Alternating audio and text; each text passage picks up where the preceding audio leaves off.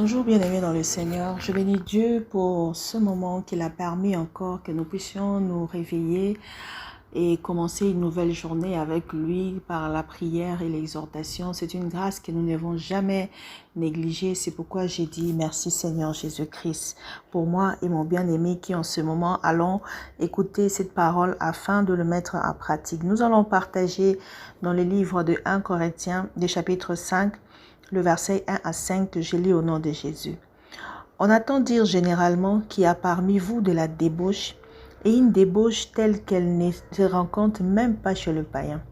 C'est au point que l'un de vous a la femme de son père, et vous êtes enflé d'orgueil, et vous n'avez même pas été plus tôt dans l'affliction, afin que celui qui a commis cet acte soit ôté du milieu de vous. Pour moi, absent de corps, mais présent d'esprit, j'ai déjà jugé, car si j'étais présent, celui qui a commis un tel acte, au nom du Seigneur Jésus-Christ, vous et mon esprit étant ensemblés, avec la puissance de notre Seigneur Jésus-Christ, qu'un tel homme soit livré à Satan pour la destruction de la chair, afin que l'esprit soit sauvé au jour du Seigneur Jésus. Bien-aimés, est-ce que devons-nous livrer de tels hommes à Satan? Aujourd'hui, nous allons partager « N'encourageons pas la double vie ». Bien-aimés, aujourd'hui, nous voyons des choses et femmes qui se font dans les églises, dans les maisons de chrétiens, dans le comportement de chrétiens. Bien-aimés, nous ne sommes pas appelés à toutes ces choses. Tout celui qui se déclare des dieux doit les confirmer par les fruits de l'esprit. S'il manifeste les œuvres de la chair, alors il n'est qu'un hypocrite, c'est-à-dire qu'il a une double vie. Donc, c'est un faux chrétien. Est-ce que allons-nous vivre avec des faux chrétiens? Est-ce que allons-nous les livrer à Satan, comme ici, ce qui s'est passé dans l'église de Corinthe, qu'un homme a pris la femme de son père et les autres, ils ne se soucient même pas. Ils l'ont même pas chassé. Mais selon l'apôtre Paul, il fallait qu'on les chasse et qu'on les livre à Satan. Mais est-ce que livrer quelqu'un à Satan, c'est la pensée de Dieu? Moi, je pense qu'aujourd'hui, avec tout ce qui s'est fait dans nos églises, avec les comportements d'abord de chaque personne, de chaque homme de Dieu, serviteur de Dieu, avant de livrer quelqu'un à Satan, il faut que toi-même aussi, tu te regardes comme Jésus-Christ, avant qu'on jette la femme qu'on avait pris en flagrant délit d'adultère, il a dit, celui qui n'a pas commis de péché, jette la première pierre. Bien-aimé, les psaumes 118, 18 nous montre que l'Éternel châtie ses enfants lorsqu'ils font du mal, mais il ne les livre pas à la mort. Et puis Proverbe 29 ou 15 nous montre que la verge de la correction donne la sagesse, mais l'enfant livré à lui-même fait honte à sa mère. Donc peu importe ce que ton enfant ou un frère peut faire dans l'église, moi je pense que nous ne devons pas les livrer à Satan. Parce que la plupart des cas, lorsque nous livrons quelqu'un à Satan, on ne voit pas vraiment un grand changement à la personne. Même par rapport au principe de tolérance que la Bible nous montre, même si un frère a commis des choses impitoyables, mais si vous voulez le remettre dans le bon chemin, vous pouvez le corriger, mais ce sera avec douceur. Raison pour laquelle moi j'approuve ce que l'apôtre Paul a dit, que nous ne devons pas laisser un peu de levain dans nos églises. Parce qu'un peu de levain fait lever toute la pâte. Nous devons faire disparaître le vieux levain afin que nous ne marchons pas comme les païens. Le levain qu'il utilise ici, c'est les mauvaises choses. Et ce levain-là doit disparaître de tout le chrétien. Un enfant de Dieu ne vit plus selon la chair, mais il vit selon l'esprit. Mais lorsqu'on se retrouve dans nos églises avec des personnes, avec des frères qui ont double vie, j'approuve avec l'apôtre Paul, comme il est dit dans le verset 11, que nous ne devons pas avoir des relations avec de tels frères. Parce que nous ne devons pas leur encourager dans le mal. Pourquoi? Parce que quelqu'un qui s'est nommé frère, mais qui vit dans la débauche, qui vit dans la cupidité, dans l'idolâtrie, dans l'outrage, dans l'ivrognerie ou ravisseur, nous ne devons même pas les approcher ni manger avec de telles personnes. Parce que nous n'avons rien à faire avec le païen. Je peux vivre avec un païen qui est débauché, c'est juste pour que je le ramène à Christ, je peux le supporter. Mais un frère qui a une double vie, nous ne devons pas l'encourager parce que si nous-mêmes en l'intérieur, nous ne nous jugeons pas, il y aura la jungle, il y aura la multiplication de méchants. Or, la Bible nous montre que lorsque les méchants se multiplient, il n'y aura personne qui sera épargné. Et tout le monde devra se cacher. Mais il faut que le chrétien, il faut que les justes se multiplient pour que la ville puisse être sauvée. Alors, pour empêcher que le mal se multiplie au milieu de nous, lorsqu'il y a un frère qui commence à manifester des doubles vies, c'est-à-dire aujourd'hui tu es frère en Christ, tu es pasteur, tu es prophète, tu es ceci, cela, et que le fruit que tu portes ne conforme pas au fruit du Saint-Esprit, c'est-à-dire tu es notre pasteur, mais tu es impudique, tu engrosses les filles d'autrui dans l'église, tu es cupide, tu fais des appels de fonds sans suite, sans révélation, sans manifestation de ce que toi tu promets, ou c'est quelqu'un qui vit en divisant les gens. Quelqu'un comme ça, nous allons le mettre simplement à l'écart. Nous n'allons pas faire des prières comme je vois aujourd'hui les gens faire des prières qui Satan te prend. Non, Satan n'a créé personne. Dieu ne nous livre pas à Satan lui-même. Mais Dieu nous châtie, nous punit. Et quand tu es vraiment puni, la correction peut t'amener à la repentance.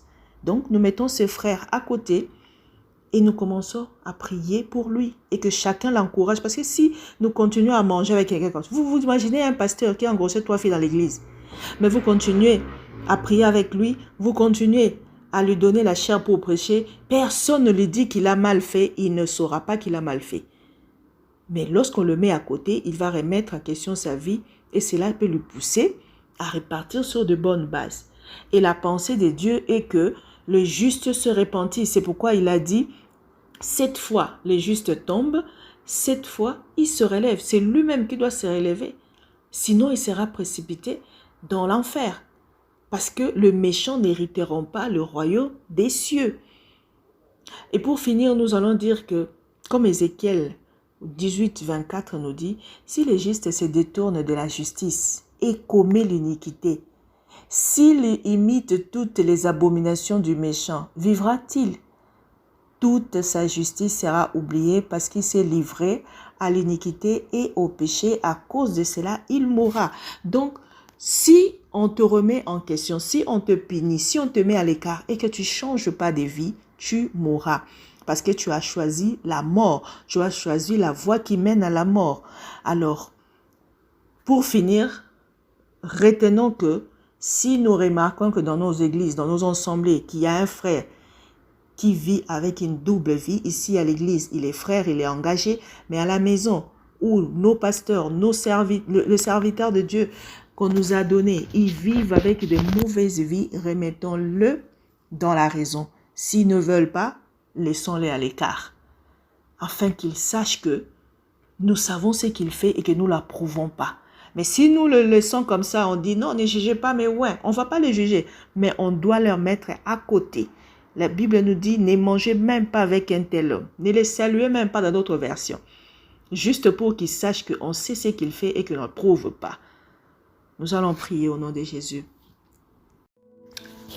Dieu Tout-Puissant, Seigneur Jésus-Christ, tu es miséricordieux. Tu as un cœur d'amour. Tu as dit, lorsque le mal accroît, ta grâce surabonde. Tu ne veux pas la mort de pécheurs, c'est pourquoi chaque jour tu nous ajoutes encore des journées afin que nous puissions nous repentir de nos maux, de nos péchés. Saint-Esprit, ce matin, je m'aurais prié pour tout le corps de Christ, tous les enfants de Dieu, afin que, Seigneur, tu nous soutiennes à marcher dans la crainte de ton nom. C'est pas facile, mais avec l'amour que tu nous donnes, avec un nouveau cœur, une nouvelle vie, nous pourrons arriver à marcher dans la crainte de Dieu. Parce que la Bible nous demande d'être saints, parce que notre Père aussi est saint. C'est pourquoi, bien-aimés, nous allons prier. Dis à Dieu, Seigneur, donne-moi la capacité de fuir l'impudicité, de résister au diable afin de marcher dans la sainteté. C'est possible de vivre dans la sainteté. C'est possible que le péché devienne pas quelque chose, pas une vie de tous les jours, mais un accident que tu n'as pas préparé. Car c'est cela la différence. Lorsqu'un enfant de Dieu est enfant de Dieu, le péché n'est pas pour lui une vie, mais ça peut être une chute et il se relève vite. C'est pourquoi la Bible a prévu 7 fois mon serviteur tombera, 7 fois il se relèvera. Pourquoi? Parce qu'il va reconnaître qu'il a mal fait, il va se repentir vite. Et la Bible nous demande qu'on ne dort pas avec de péchés non repentis. Parce que qui de nous sait le jour où l'Éternel viendra? C'est pourquoi chaque fois que tu fais quelque chose du mal et que tu ressens le Saint-Esprit te reprocher, repens-toi. Si nous avons écouté cette exhortation, repentons-nous. Seigneur, pardonne-nous toutes les fois où nous avons commis des choses que tu nous as repris, mais nous n'avons pas donné qu'à cela. Et nous continuons à vivre dans le péché. Tu as fait de nous de nouvelles créatures. Nous voulons vivre avec nouveauté de vie. Soutiens mon frère, soutiens ma soeur, soutiens ceux qui souffrent. Il y a des gens là qui ont le sida, des maladies qu'on les a transmises. Et aussi ils disent, nous aussi on va donner.